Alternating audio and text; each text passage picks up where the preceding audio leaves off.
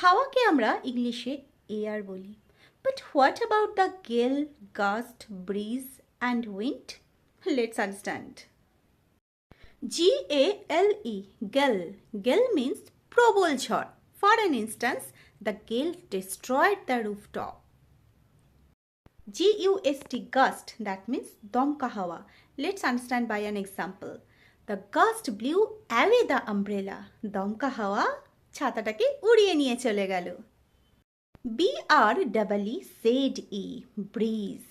That means মৃদু মন্দ বাতাস, ঠান্ডা ঠান্ডা হালকা ফুরফুরে বাতাস. Let's understand by an example. The breeze made the evening lovely. এই মৃদুমন্দ বাতাসটা সন্ধ্যাটাকে খুব সুন্দর করে তুলেছে. W-I-N-D, wind. That means simple হাওয়া, না জোরে না আস্তে, একটা মডারেট হাওয়া, একটা wind. Make a sentence by wind and drop me in the comment box, and see you in my next video. Tata.